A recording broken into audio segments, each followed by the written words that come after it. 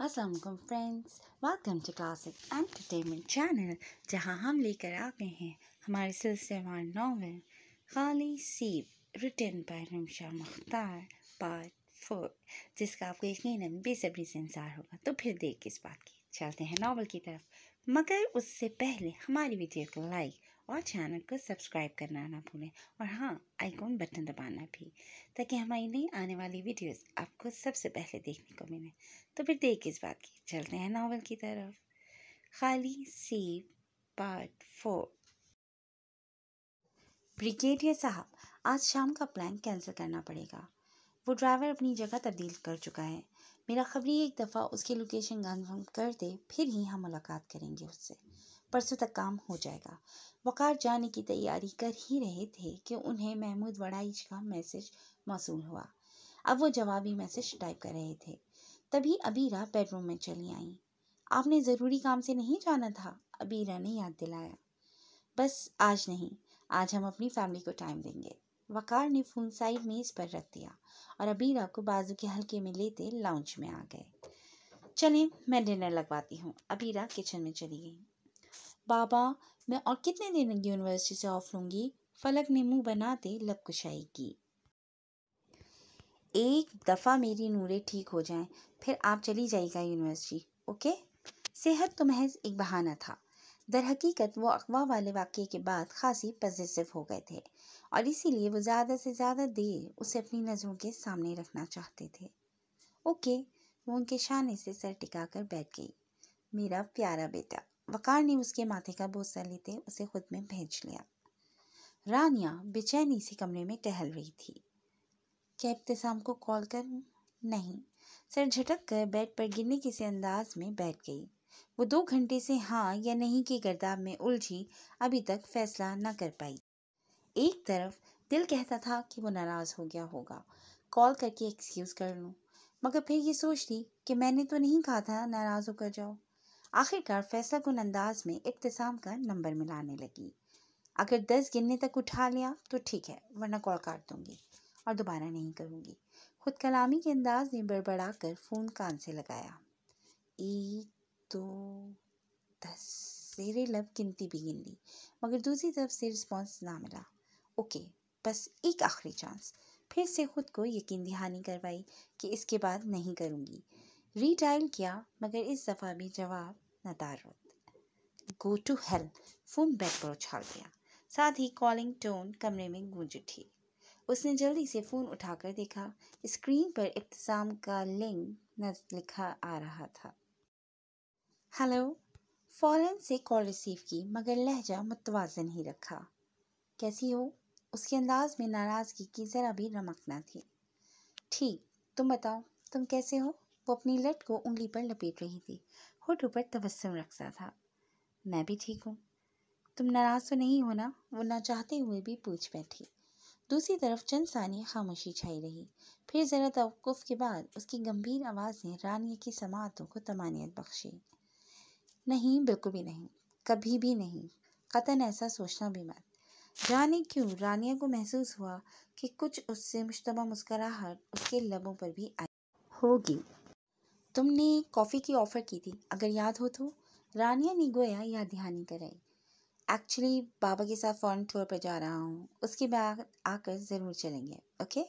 वो अभी भी नौकर के सर पर खड़ा अपनी पैकिंग करवा रहा था। ओके, ठीक है, बाय। बाय। ये इस बैग में नहीं, हैंड कैरी में रख दो। फ़ोन को जेब में रखते मुलाजिम से कहा, जो लैपटॉप बड़े बैग में रख रहा था। जी साहब, मुलाजिम ने अदब से कहते उसके हुक्म की तामील की। इब्तिसाम ने एक तायराना निगाह डालकर सामान का जायज़ा लिया और फिर बाथरूम में घुस गया। तुम कितनी बुरी हो, इतना कुछ हो गया और मुझे बताया भी नहीं। रानिया ने एक दफ़ा फिर से बावाज़ बुलंद अपना एहतजाज रिकॉर्ड करवाया, जबकि फलक सीने पर बाजू बांधे सोफे पर बरा जमान उसका लाल भभूका चेहरा देखकर मुस्कुरा रही थी। तुम ये मुस्कुराना बंद करो, नहीं तो मैं तुम्हारे दांत तोड़ दूंगी, उसने पंच बनाकर धमकाया। मगर बजाय संजीदा होने के फलक की मुस्कुराहट मज़ीद गहरी हो गई। ऊपर से आईब्रो उचकाकर चैलेंजिंग अंदाज में रानिया को मज़ीद तब चढ़ा दी। हाँ, अगर तुम मुझे अपना समझती तो मेरे साथ यूं ना करती। रानिया मुंह बसोर कर उसके साथ सोफे पर रुख मोड़ कर बैठ गई। अगर मैं तुम्हें अपना ना समझती तो आज तुम मेरे घर में मेरे सर पर खड़ी होकर मेरा दिमाग ना चाट रही होती। फलक ने अपनी हंसी दबाई। अच्छा, तो फिर मुझे तुम्हारे साथ हुए इंसिडेंट का यूँ 3 दिन बाद औरों से पता चल रहा होता। वैसे ही मुखबरी आखिर की किससे हैं? कहाँ से पता चला तुमको? वो कहीं से भी पता चला हो, तुमने तो नहीं बताया ना। रानिया ने अपनी फिसलती जबान पर 4 हरूफ भेजे कि कमबख्त कहीं भी फिसल जाती है। फिर दानिश बात गोलमोल कर दी। अब पता तो चल गया ना, अब और क्या चाहती हो? चलो ये बात तो अलग, तुमने परसों मेरी कॉल्स तक नहीं रिसीव की और यूनिवर्सिटी से भी गायब। इसने एक और शिकवा कर डाला। यार, उस दिन भी मेरे सर में तुमने यूं ही दर्द करना था जैसे आज कर रही हो, इसलिए खुद में हिम्मत मुजतमा कर रही थी। फलक ने अदाकारी करते कनपट्टियाँ सहलाई। बहुत अच्छी बात है, और दर्द हो। रानिया ने रख कर उसके बाजू पर धमुका जड़ा तो वो खिलखिलाकर हंस पड़ी। इसीलिए मैं नाराज़ हो गई थी और दोबारा कॉल नहीं की। पर क्या करूं, मैं तुम्हारी तरह बेवफा नहीं हूँ, इसीलिए चली आई। अच्छा, अब ज़्यादा ड्रामा कोई मत बनो और नीचे चलो। फलक ने जवाबन उसकी पोनी खींची और दोनों हंसती हुई कमरे से निकल गईं। सूरज की तपिश में झलस से रिंग रिंग कर गुजरते थकन आलूद दिन ने खुद को रात की आगोश में सौंप दिया। अंधेरा अपने फन फैलाए इस्लामाबाद को अपनी लपेट में ले चुका था। ऐसे में एक सियाह लिबास में मलबूस नफ्स मुमकिन हद तक अपनी शनाख्त छिपाए दरख्तों के झुंड में कतरे ओट में खड़ा शायद किसी का मुंतजिर था। आसपास कोई खुदा का बंदा नजर न आता था। तभी सड़क किनारे बने फुटपाथ पर किसी के कदमों की आहट उभरी। देखने में कोई मामूली राहगीर मालूम होता था। होंठ पर मौसीकी की धुन छेड़े वो गुनगुनाता हुआ उस तरफ आ रहा था कि उसका मोबाइल बजने लगा। ओए होए, की मुसीबता!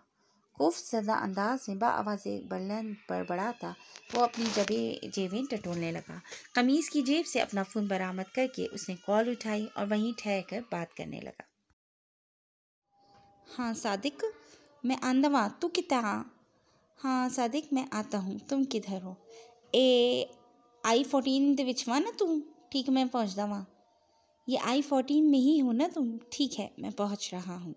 फ़ोन वापस जेब में रख कर वो फिर से वही धुन बजाता आगे बढ़ गया। कुछ देर बाद ओट में खड़ा शख्स बाहर निकला, मोहतात अंदाज में इधर उधर देखा और फिर मुखालिफ सिमत बढ़ गया। नूरे, मुझे हॉस्पिटल से कॉल आई है, एक इमरजेंसी है। आपके बाबा अगर मुझसे पहले आ गए तो उन्हें बता दीजिएगा और बाहर बिल्कुल भी नहीं जाइएगा, घर में ही रहिएगा, ओके? अबीरा जल्दी जल्दी अपने बैग में चीज़ें चेक करके चंद फाइल्स उठाती बाहर निकल गई। साथ साथ वो नूरे फलक को हिदायत भी दे रही थी, जिनको वो मुँह के जाविये बिगाड़ती नज़रअंदाज कर रही थी। समझ गई हैं? नो आउटिंग नूरे फलक, गॉट दैट? अबीरा ने रुककर एक दफ़ा सख्ती से तंबीह की कि वो उसकी खसलत से वाकिफ़ थी। फलक ने जवाबत बहस सर हिला दिया। मुझे मुंह से जवाब दें। अबीरा ने तीखी घूरी से नवाजा तो वो धीरे से ओके कहकर अपने फ़ोन में महव हो गई। अबीरा को घर से निकले अभी चंद सानिये ही गुजरे होंगे कि पोर्च में गाड़ी रुकने की आवाज़ आई। फलक ने सर उठाकर देखा, शायद बाबा आ गए। खुद कलामी करती वो उठकर बैरूनी दरवाजे में आ खड़ी हुई, मगर सामने वाले शख्स को देखकर उसकी आंखों में हैरत उभरी, जिसको देखकर मुकाबिल को बखूबी अंदाज़ा हो गया कि उसकी आमद खास ही गैर मुतवक्का है। वो वहीं जमकर आने वाली का रास्ता रोके किसी पत्थर की मूरत की मानंद खड़ी थी। उस शख्स ने अपनी सियाह आंखों से उसके हेज़ल ब्राउन नैनों में झांका, जो यकटक उसे देख रही थी। कर्नल महमूद, वो ड्राइवर i14 में है, मैं निकल रहा हूँ। अपने फ़ोन पर एक मैसेज टाइप करके महमूद वड़ाइच को भेजा और फिर अपनी नज़रें सड़क पर जमा दी। उस वक्त उनकी बहरान तेज़ी से इस्लामाबाद के i14 सेक्टर की जानिब बढ़ रही थी। गाड़ी और लिबास का चुनाव बहुत ही ध्यान से किया गया था कि किसी को उन पर शक ना हो। बस यहीं रोक दो। ड्राइवर को वहीं रुककर इंतज़ार करने का कहकर गाड़ी से उतर आए। इस इलाके में बेशतर प्लॉट खाली पड़े थे। चंद एक पर मकानात बन चुके थे, जबकि चंद अभी तामीर के मराहिल से गुजर रहे थे। वो मोहतात कदम उठाते एक ज़ेर तामीर मकान के सामने आ ठहरे, अपने इर्द गिर्द का एक भरपूर जायज़ा लिया और मकान के अंदर दाखिल हो गए। घर के अंदरूनी हिस्से में एक तामीर शुदा कमरा था, जो यकीनन मज़दूरों के ज़ेर इस्तेमाल था। अंदर से कुछ आदमियों के बोलने की आवाज़ें भी आ रही थी। दरवाजे में रुककर एक निगाह अंदर मौजूद नफूस पर डाली। अंदर 3 आदमी थे। उनमें से एक की नज़र उन पर पड़ी। हाँ भाई बाऊ, क्या काम है? सज्जाद से मिलना है। उन्होंने लहजा सरसरी रखा। हाँ कहो, मैं हूँ सज्जाद। आसमानी कमीज शलवार में मलबूस एक नौजवान उठकर उनकी जानिब आया। सुना है ड्राइविंग अच्छी करते हो, ट्रक वगैरह चला लेते हो। एक काम है। वकार ने एक पल को रुककर उसके तासुरात जांचे। मुँह मांगी रकम दूंगा। अब के सरगोशियाना अंदाज में जरा सा उसकी जानिब झुकते कहा कि महज वही सुन पाया। सज्जाद की आंखों में पैसे का सुनकर एक अनोखी चमक उभरी, मगर बज़ाहिर चेहरा संजीदा रखा। यार मैं अभी आता हूँ। अपनी दाढ़ी खुजाते दोस्तों को इतला देकर उन्हें साथ आने का इशारा किया और आगे आगे चलने लगा। वो दोनों अब ऊपर वाले फ्लोर पर आ गए थे। हाँ भाई बोलो, क्या काम है? अब वो अपनी असल जॉन पर आ चुका था। गैर कानूनी काम है, वकार ने गोया तंबी की। ओम, मुझे तो बस पैसों से गर्ज है जी, बाकी कानूनी गैर कानूनी तो अड्डा सरदर्द है, मुझे क्या? उसने लापरवाही से शाने उचकाए। वकार ने अपनी जेब में से एक खाकी लिफाफा निकाला और उसकी तरफ बढ़ाया। सज्जाद ने लिफाफे को खोलकर उसमें झांका तो आंखें फटी की फटी रह गईं। जल्दी से अंदर मौजूद रकम को बाहर निकाल कर देखा। नीली नोटों की गड्डियां देखकर उसकी आंखें चमक उठी थीं। इससे भी ज़्यादा मिलेगा, बस तुम्हें एक सवाल का जवाब देना है। वकार ने मुस्कुराते हुए मजीद का लालच दिया। पूछो, क्या पूछना है? सज्जाद ने जल्दी से लिफाफा जेब में उड़सा। तुम पिछले महीने एक ट्रक लाहौर लेकर गए थे जिसमें असलहा था। कौन था उसका मालिक? तुमने असलहा किसको पहुंचाया? कौन हो तुम? मैंने कोई ट्रक। सज्जाद एकदम बौखलाया। उसके चेहरे का रंग मुतगय्यर हुआ था। देखो, मुझे सिर्फ नाम जानना है, बस, और कुछ नहीं। इससे पहले कि वो नफ़ी करता, वकार ने उसे बीच में टोक दिया। मैं कुछ नहीं जानता, तुम जाओ यहाँ से। उसके चेहरे पर पसीने की नन्ही नन्ही बूंदें उभरने लगीं। मैं तुम्हें जितना कहोगे दूंगा, किसी को मालूम नहीं होगा, बस एक नाम मुंह से निकालना है तुम्हें। वकार ने उसे कायल करना चाहा, मगर बेसूद। मुझे सिर्फ ट्रक पहुंचाना था, मुझे नहीं पता किसने भेजा और किसको भेजा। अब तुम जाओ यहाँ से। सज्जाद ने दुरुस्ती से कहते उन्हें परे धकेला। तभी फिजा में गोलियां चलने की आवाज़ गूंजी। वकार ने इस अचानक उफ्ताद पर पीछे की जानिब लुढ़कते किसी तेज चीज़ को अपनी बाएं जानिब बेबस होते महसूस किया और पुश के बल ज़मीन बोस हो गए। माहौल में टायरों की चरचराहट की ताक़ुब में दूर होती इंजन की आवाज़ और पल पल मध्यम होती सिसकियों का शोर उभरा, जिसके बाद हर तरफ सकूत छा गया। सज्जाद के साथ मौजूद अफराद में से एक आदमी वकार को बहुत जांचती नज़रों से घूर रहा था। उनके बाहर निकलते ही वो उठकर उनके पीछे तक आया। तुझे क्या हुआ है?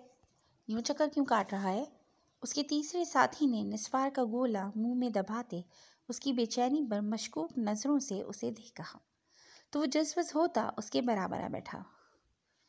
कुछ भी नहीं हुआ, तू ये पकड़ पैसे और जा रोटी ले आ।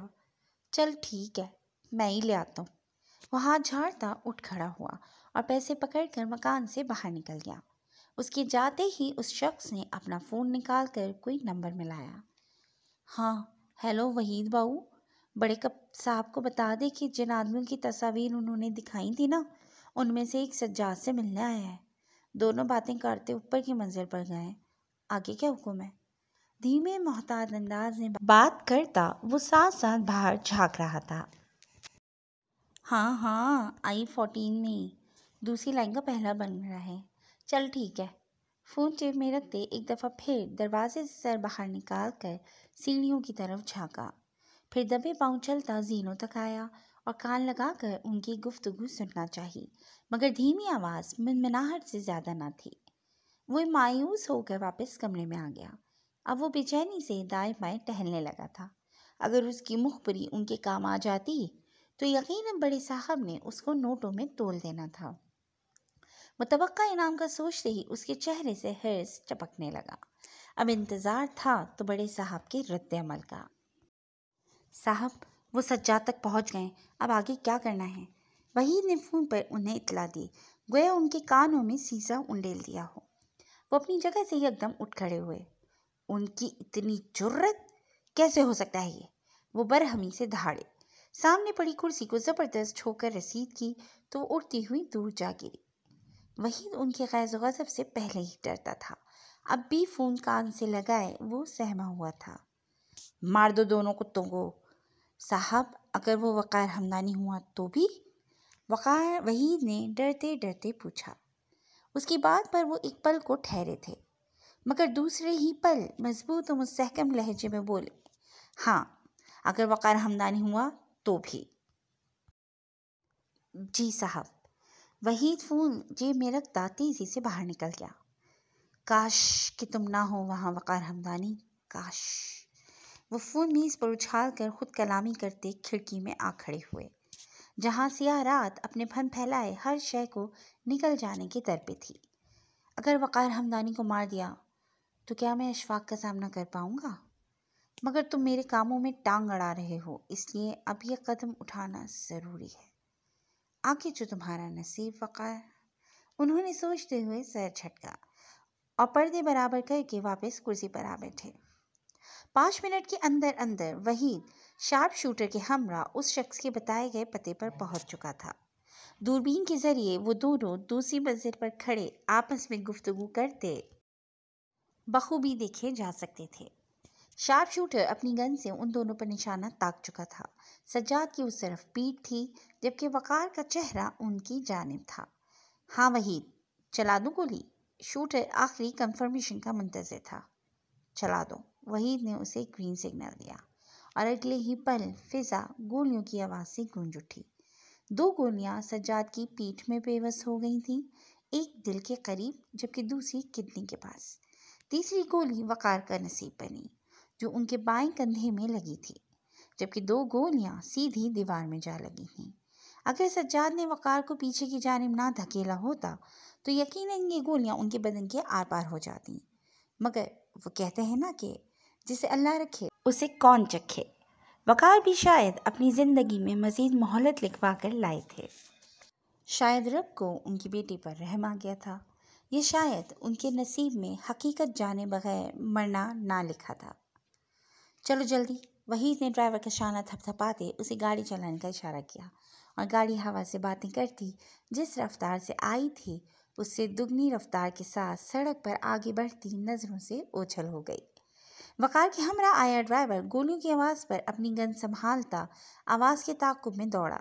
वो महज उस सियाह करोला की एक झलक ही देख पाया था।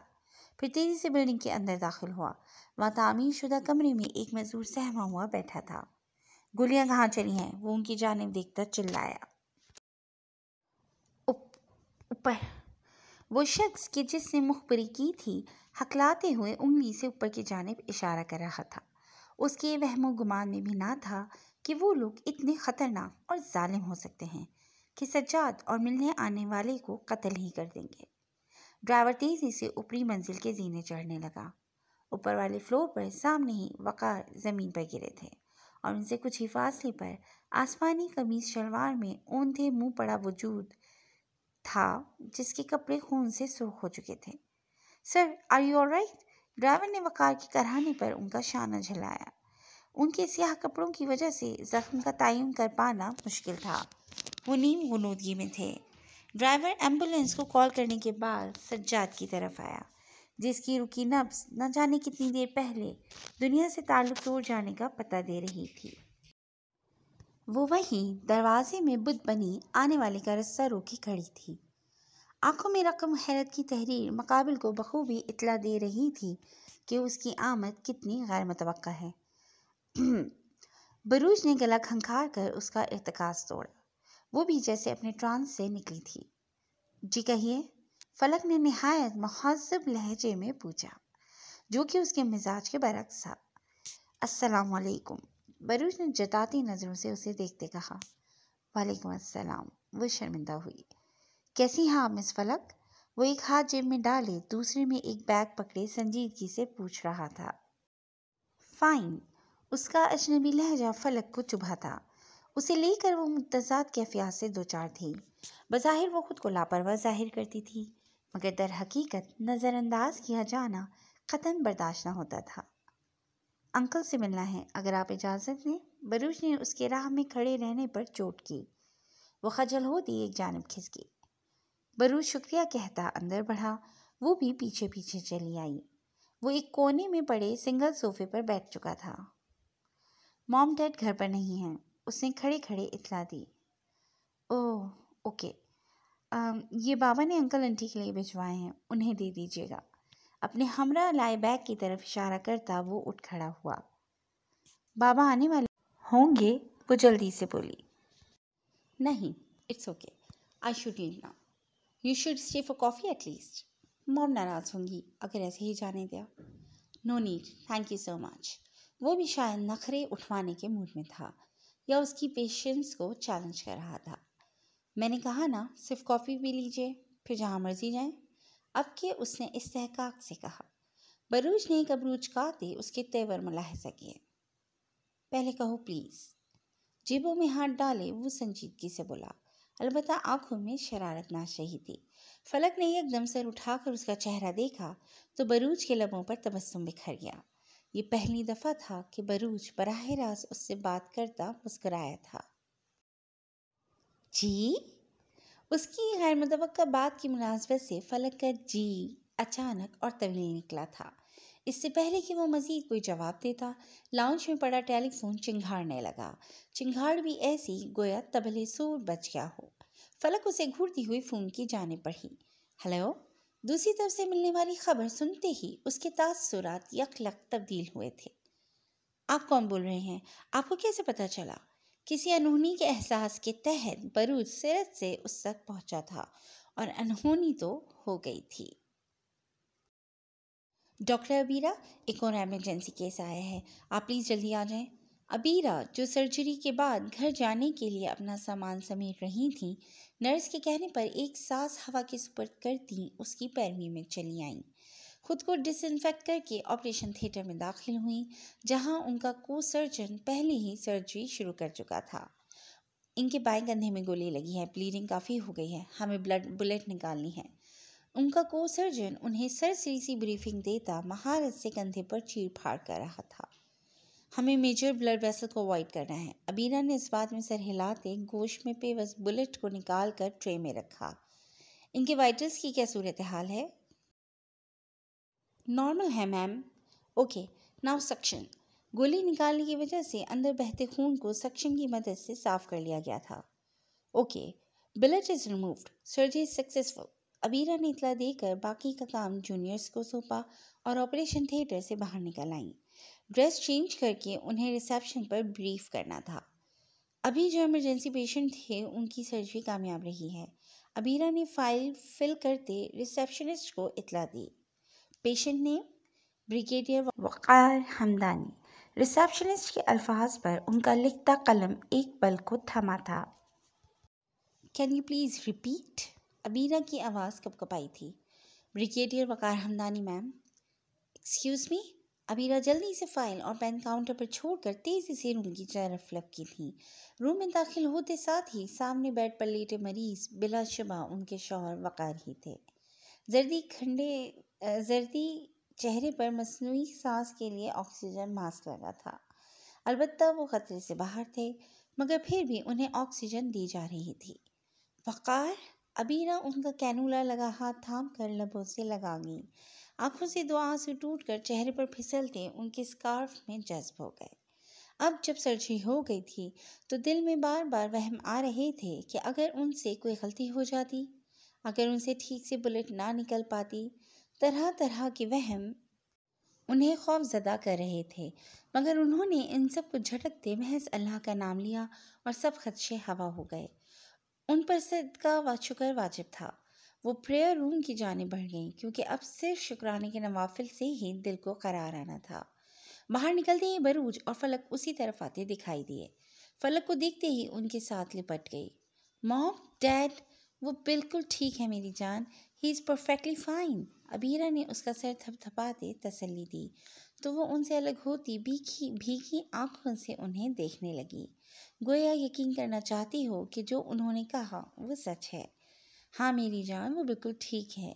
अबीरा ने उसके आंसू पोंछते एक दफ़ा फिर यकीन दहानी कराई। मुझे उन्हें देखना है। चलो आओ। वो उसे साथ लेती कमरे में चली आई। बरूज भी साथ ही था। बेटा तुम लेकर आए हो इसे? अबीरा ने उसे मुखातिब किया। जी आंटी। थैंक यू बेटा। अबीरा ने मोहब्बत से उसके कंधे पर हाथ फेरा। ये लड़का उन्हें हमेशा बहुत अपना अपना लगता था। हालांकि करीब 6 साल बाद मुलाकात हुई थी, मगर वो कभी भी गैर महसूस नहीं हुआ। वकार हमदानी के बच जाने की उन्हें खबर मिल चुकी थी। जहां बेचैनी हुई थी कि ना जाने सज्जाद उन्हें उनका नाम बता चुका है या नहीं, वहीं एक सुकून भी हुआ था। कोई रिश्ता तो था उन दोनों के माबैन कि जो वकार की जिंदगी का सुनकर उन्हें तमानियत बख्श रहा था। मगर वहीं दूसरी तरफ इख्तिदार छिन जाने का खौफ, दुनिया के सामने आ जाने का खौफ उन्हें इस रिश्ते पर भारी लग रहा था। इसलिए वो मजीद पेशकदमी के लिए जहन में मंसूबा तरतीब दे रहे थे। बाबा आप बताएं ना, ये किसने किया? फलक उनके सरहाने बैठी उनके नहीफ चेहरे पर नजरें जमाए पूछ रही थी, जो खून बह जाने की वजह से पीला पड़ रहा था। मगर उनके चेहरे पर कुछ और भी था, किसी गहरी सोच की लकीरें। जैसे वो जिस चीज़ की खोज में थे वो उन्हें मिल गई थी। मगर वो कहते हैं ना कि लाइल्मी हज़ार नेमत है, शायद यहाँ भी यही हुआ था। सज्जाद के मुंह से दम तोड़ते वो आखिरी अल्फाज वकार की खोज को मुकम्मल कर गए थे, मगर साथ ही उन्हें नए झटकों में धकेल गए थे। जहाँ एतमाद की मौत हुई थी, रिश्तों का मान टूटा था। वो किस किस खून को रोते। उनके लबों पर कुफल पड़ गए थे, जबान को चुप लग गई थी। फलक और अबीरा तब से पूछ पूछ कर पागल हो गई थी, मगर वो अभी तक एक लफ्ज़ भी ना बोले थे। अबीरा आप नूरे को लेकर बाहर जाएं, मुझे बरूज से कुछ बात करनी है। वो धीमे मगर मजबूत लहजे में बस इतना ही बोले थे। बट बाबा आप पहले मेरी बातों का जवाब दें। आपको समझ नहीं आई नूरे? वो यकदम ही सख्त हुए थे। फलक की आंखों में यकायक आंसू तैरने लगे। वो खामोशी से उठकर रूम से निकल गई। वकार जानते थे कि वो खफा हो गई है, मगर फिलहाल उनके पास इससे अहम काम थे। सबसे पहले उनकी जिम्मेदारी ये वतन था कि जिसकी हिफाजत का अहद उन्होंने ये खाकी वर्दी अपने जिस्म पर जेब तन करते हुए उठाया था। शायद अब इस अहद को पूरा करने का वक्त हुआ चाहता था। अबीरा भी कमरे से चली गई। अब सिर्फ बरूज और वकार ही कमरे में बचे थे। कहिए अंकल, बरूज ने उनके पास पड़े स्टूल पर बैठते हुए पूछा। ये जो वर्दी हम बड़ी शान से पहनकर घूमते हैं ना, इसे पहनते वक्त एक हल्फ उठाते हैं, जानते हो? याद है? वकार की आंखों में एक अलूही चमक थी। मैं कसम खाता हूँ कि मैं पाकिस्तान के साथ सच्चा और ईमानदार रहूँगा और इस्लामी जमहूरिया पाकिस्तान के आइन की पासदारी करूँगा। वकार धीरे धीरे वो सब दोहरा रहे थे। जब कोई आदमी फौज में आता है और वर्दी पहनता है तो वो सिर्फ पाकिस्तानी सिपाही होता है। इससे कतई नज़र कि उसका ताल्लुक़ किस मज़हब और किस सूबे से है, उसका मकसद पाकिस्तान की खिदमत और पाकिस्तान की हिफाजत होता है।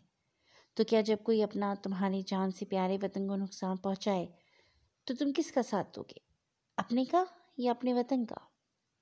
मैं अपने वतन का साथ दूंगा सर, क्योंकि हमने इस धरती की हिफाजत की कसम खाई है। बिला ताखीर पुख्ता लहजे में जवाब आया था। तो क्या तुम मेरी मदद करोगे? क्या तुम्हें एक अमानत सौंपी जाए तो क्या उसकी हिफाजत कर पाओगे तुम? क्या इस धरती की साख को नुकसान पहुंचाने वालों के सद्देबाब की खातिर अपना हिस्सा डालोगे कैप्टन बरूज? बिल्कुल, मैं जी जान से इसमें शामिल होना चाहूँगा सर। ये मेरे लिए एक एजाज़ होगा। अपना हिस्सा तो क्या, मैं इस वतन की आन बान शान की खातिर अपना लहू भी इसमें शामिल कर दूँगा। बरूज का जोश और वलवला मज़ीद बढ़ चुका था। मुझे पूरी उम्मीद है, मुझे भरोसा है कि तुम इस मान को, इस यकीन को कमज़ोर नहीं पड़ने दोगे। ये शर्तनामा जो देखा तो एलची से कहा, उसे खबर नहीं तारीख क्या सिखाती है कि रात जब किसी खुर्शीद को शहीद करे तो सुबह एक नया सूरज तराश लाती है। सो ये जवाब है मेरा मेरे अदों के लिए कि मुझको हिर से करम है न खौफ खमियाजा। मुहासरा अज अहमद फराज से चंद अशार। अब मैं तुम्हें जो बताने जा रहा हूँ उसे बहुत गौर से सुनना। लाहौर के करीबी गांव में एक गुरु है जो कि बहुत ताकतवर है। इलाका मकीन हर वक्त खौफ और राज में डूबे रहते हैं। कहा जाता है कि उनके पास ऐसे ऐसे हथियार हैं जो कि पूरे पाकिस्तान में सिर्फ पाक आर्मी के पास हैं। इस गुरु का लिंक अफ़गानिस्तान से जुड़ता है, मगर उन्हें यहाँ रहने की इमदाद कोई और मुहैया कर रहा है। मनी लॉन्ड्रिंग और असला स्मगलिंग उनका पेशा है। इलाके पर उनका मुकम्मल राज है, यहाँ तक कि वहाँ की पुलिस चौकी भी उनके ज़ेर आती है। मैंने और मेरे साथी कर्नल महमूद वड़ाइच, कमांडर सिद्दीक फारूकी और जनरल अब्दुल रहमान अख्तर ने इस केस पर अपनी मदद आपके तहत तहकीकात शुरू की थी। कमांडर फारूक सिद्दीकी इंतकाल कर चुके हैं, मगर हम तीनों ने इस तहकीक को थमने ना दिया। नूरे को भी उन्होंने ही अगवा करने की कोशिश की थी। कर्नल महमूद और उनकी फैमिली को भी जान से मार देने की धमकियाँ मिल रही थीं, और आज उस शख्स का नाम भी जान ही जाता, मगर उसे मार दिया गया। मुझे नहीं पता कि मेरी ज़िंदगी मुझे मज़ीद मोहलत देगी कि मैं अपनी आँखों से उस शख्स का अंजाम देखूं, लेकिन अगर मुझे कुछ हो गया तो वो सब सबूत तुम्हारे हवाले होंगे। उन्हें मीडिया पर दे देना। सबूतों की 2 कॉपियाँ हैं, 2 अलग अलग मेमोरी कार्ड्स में। एक नूरे के गले में मौजूद हार के अंदर है, जबकि दूसरा मेरी स्टडी के अंदर पड़े बुक रैक के एक नीले कवर वाली किताब के अंदर। अब तुम इन सब चीज़ों में मेरे राज़दार रहोगे। ये सब बताना इसलिए ज़रूरी था क्योंकि अब मैं इस शख्स को सीधा ललकारूंगा। क्या आप जानते हैं कि वो कौन है? क्या आपने मालूम कर लिया? परूज ने अचंभे से पूछा। हाँ, मालूम कर लिया है, मगर मैं फ़िलहाल तुम्हें नहीं बता सकता। उम्मीद है कि तुम मेरी अमानत के अमीन रहोगे। जी सर, आप मुझसे उम्मीद से बढ़कर पाएंगे। अगर मेरे लायक कोई जिम्मेदारी हो तो मैं ज़रूर करना चाहूँगा। ज़रूर, मगर पहले मेरी बेटी को बुला दो, वो खफा है मुझसे। ये पहली दफ़ा था कि वो इस गुफ्तगू के दौरान मुस्कुराए थे। आपकी बेटी को तो हर एक से खफा होने की आदत है। बरूज बड़बड़ाता हुआ उठ खड़ा हुआ। मैं सुन रहा हूँ। वकार ने उसकी बड़बड़ाहट सुनकर उसे तीखे चुतनों से घूरा तो वो मुस्कुराता हुआ बाहर निकल गया। सामने ही सफ़ेद रोशनी में चमकती चिकनी सफ़ेद टाइल से बनी इस राहदारी के इख्तिताम पर ग्लास विंडो की रीलिंग से टेक लगाए वो सीने पर बाजू लपेटे खड़ी उस तरफ ही देख रही थी। बरूज दूर से भी उसके बिगड़े तेवर बखूबी पहचान सकता था। नारंगी एम्ब्रॉयडर्ड शर्ट के साथ सफ़ेद कैपरी में मलबूस भूरे बालों को चोटी की कैद में शक्ल में कैद किए, जिसमें से चंद शरारती लटें निकलकर चेहरे को छूने की गुस्ताखी कर रही थी। वो अपनी तीखी नाक पर गुस्से की सुर्खी लिए उसे खा जाने वाली नज़रों से घूर रही थी, और अगर मुमकिन होता तो वो अभी तक उसको सालिम निगलकर इस धरती से उसका चेहरा गुम कर चुकी होती। अबीरा पास ही किसी से मोबाइल फ़ोन पर महवे गुफ्तगू नजर आई। बरूज के करीब पहुंचते ही फलक ने सर झटकते चेहरे का जाविया बदला, जिसे महसूस करने के बावजूद भी बरूज ने नज़रअंदाज कर दिया। ओके आंटी, मैं चलता हूँ। कल इंशाल्लाह ऑफिस के बाद चक्कर लगाऊंगा। अंकल का ख्याल रखिएगा। बरूज ने अलविदाई कलमात कहते इजाज़त चाही। अबीरा ने मुस्कुराकर सर के इशारे से इजाज़त दी। वो शायद अपने किसी को डॉक्टर से ज़रूरी केस की डिस्कशन कर रही थी।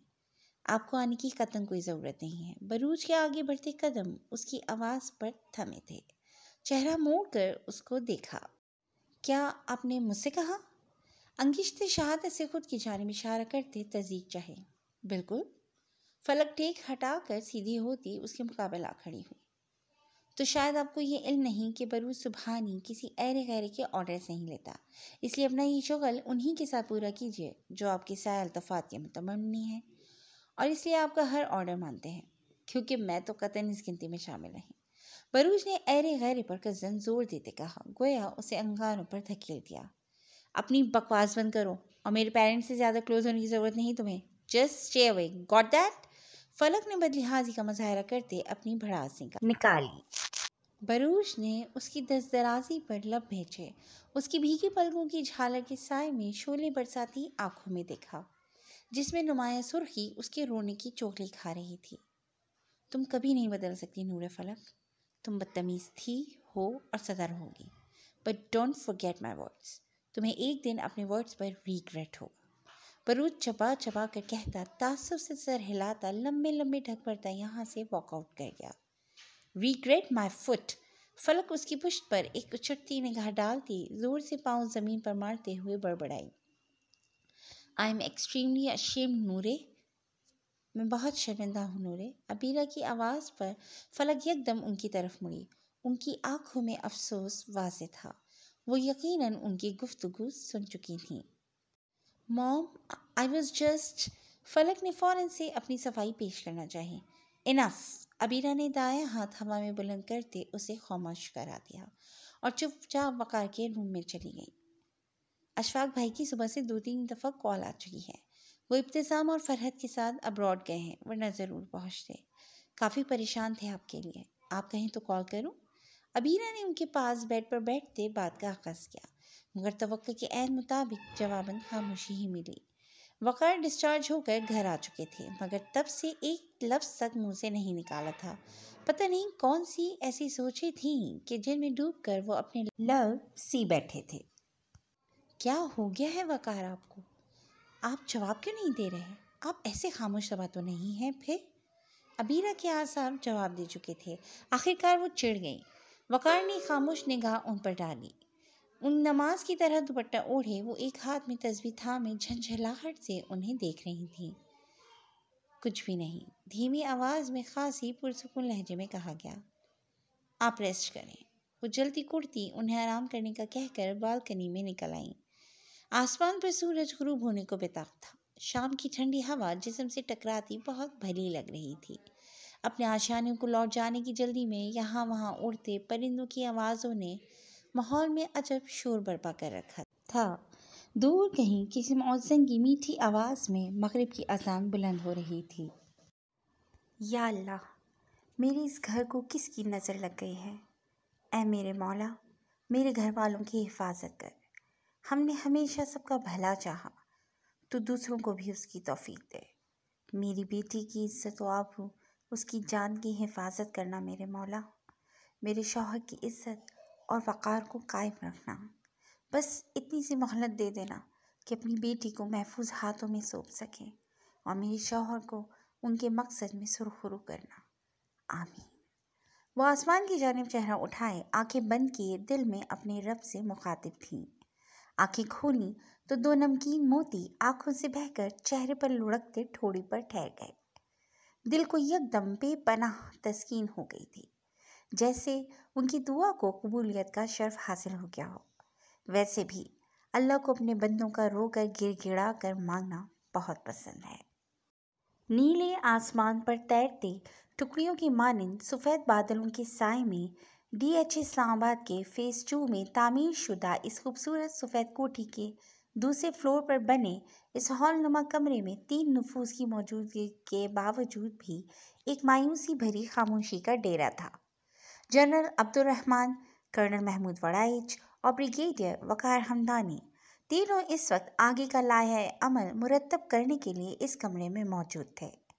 मुसलसल नाकामियों ने उनके हौसले डगमगा दिए थे, मगर वो फिर से अपने हौसले बुलंद करके अपने मुल्क के दुश्मन का सत्याबाब करना चाहते थे। आगे क्या करना है? अपनों की भीड़ में एक खैरख्वाह होने का मखोटा पहने इस भेड़िए को कैसे पहचानना है? ये सब वो ख्याल थे जो यहाँ मौजूद नफूस के जहन में दंदनाते फिर रहे थे, मगर वकार हमदानी के जहन में खुलबुली करती सोचें बाकी दोनों से बिल्कुल मुख्तलिफ थीं। वो हकीकत जानने के बावजूद भी अपने साथियों पर हकीकत क्यों आश्कार नहीं कर पा रहे थे? क्या वो कमज़ोर पड़ रहे थे? क्या वतन से ज़्यादा रिश्ते उन्हें अपनी तरफ राग़िब कर रहे थे? तो क्या वो अपने मकसद से डगमगा रहे थे? नहीं, उन्हें किसी भी हाल में अपना मकसद पूरा करना था। अपने वतन के साथ किए गए वादे को वफा करना था, फिर चाहे उनकी दुश्मन उनकी सगी औलाद ही क्यों ना होती। दिल में खुद को मजबूत रहने का हौसला देते बार बार अपना सबक दोहरा रहे थे। मेरे ख्याल में अब कौमी इंतखाबात ख़त्म होने तक दुश्मन कोई नकलो हरकत नहीं करने वाला, इसलिए उसे किसी तरीके से भी घेरना मुश्किल होगा। कर्नल महमूद के बोलने पर वकार अपनी सोचों को झटकते उनकी तरफ मुतवज्जा हुए। मेरा भी यही ख्याल है। जनरल अब्दुर्रहमान ने उनके ख्याल की तायीद की। तो क्या कुछ दिनों तक हम कोई पेशकदमी नहीं करेंगे? कर्नल महमूद ने उनकी राय जानना चाही।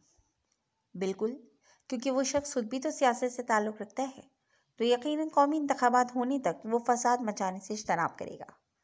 क्या कहते हैं ब्रिगेडियर साहब? जनरल अब्दुर्रहमान ने अपना नजरिया पेश करते साथ वकार से तायीद चाहिए। जैसा बेहतर लगे आप लोगों को, गैर दिलचस्पी का मुजाहरा करते वकार ने कहा।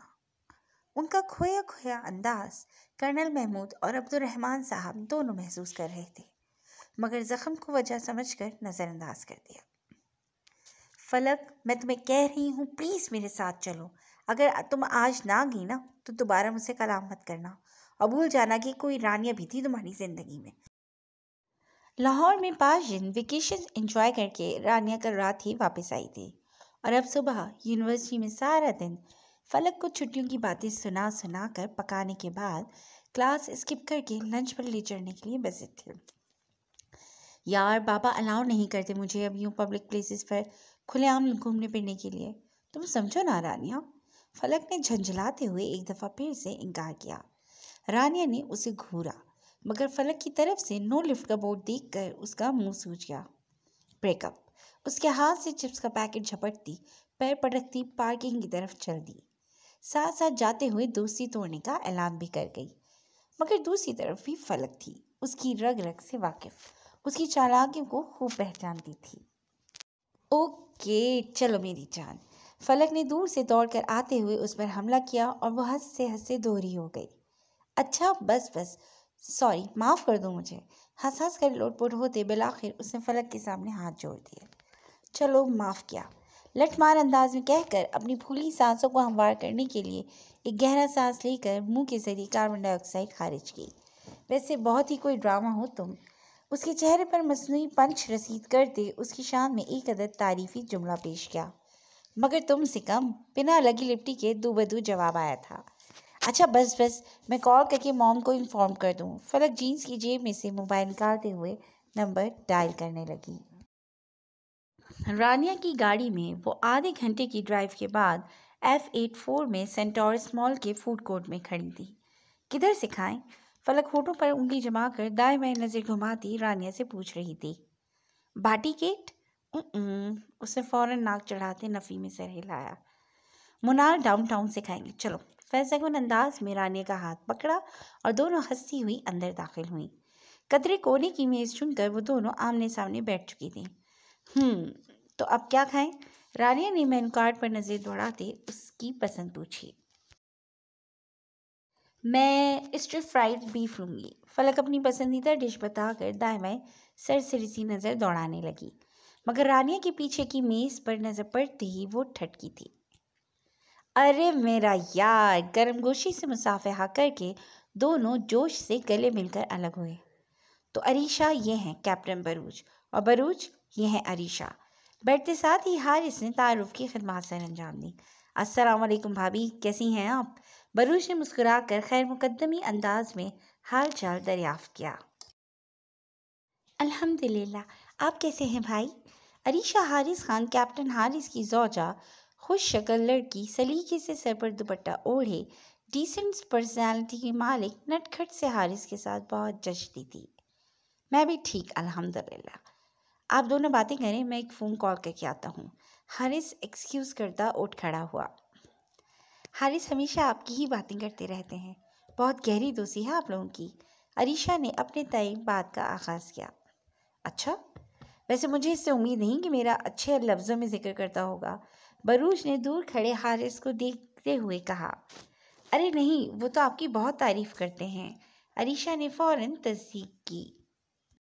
चलें, आप कहती हैं तो मान लेता हूँ, बरूज ने मुस्कुराते हुए कहा तो जवाबन वो भी मुस्कुरा दी। खुद पर टिकी किसी की नज़रों का इर्तिकाज़ महसूस करते बरूज ने यूं ही सर उठाया तो निगाहें सामने बैठी लड़की पर ठहर गईं। वो भी उसे ही देख रही थी। जहाँ बरूज के चेहरे पर फैली मुस्कुराहट मध्यम पड़ी थी, वहीं फलक ने भी फौरन नज़रों का जाविया बदला था। इस बहस के बाद ये उनका पहला इनकाउंटर था। उसे देखते ही बरूज की आंखों में ढेरों गुस्सा औद आया था, पर खुद को नॉर्मल रखने की कोशिश जारी थी। अच्छा, तो फिर क्या बातें बताता था हारिस मेरे बारे में? ज़रा बताएं, मुझे भी तो पता चले, वरना तो बस शर्मिंदा ही कराता है। बरूज ने एनसीबी वाली बात याद करते खुद को दूसरी जानिब मुतवज्जा करने की सही की।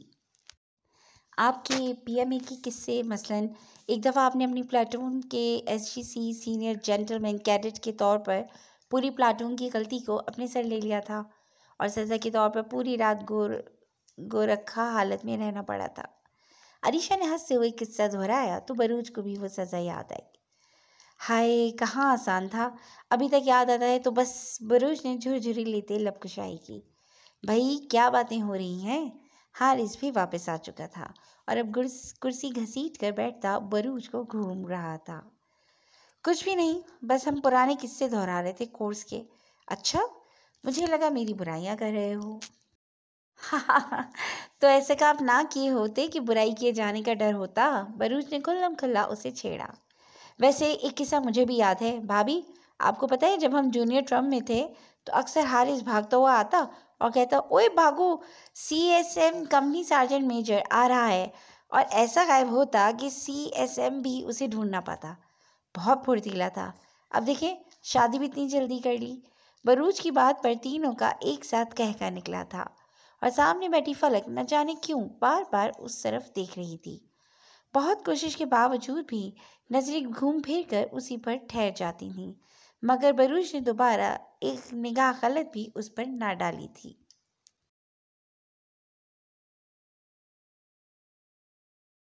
जी फ्रेंड्स, आज के लिए बस इतना ही। उम्मीद है आपको पार्ट 4 पसंद आया होगा। इंशाल्लाह बहुत जल्द एक और पार्ट के साथ हाजिर होंगे। तब तक के लिए टेक केयर एंड अल्लाह हाफ़िज़।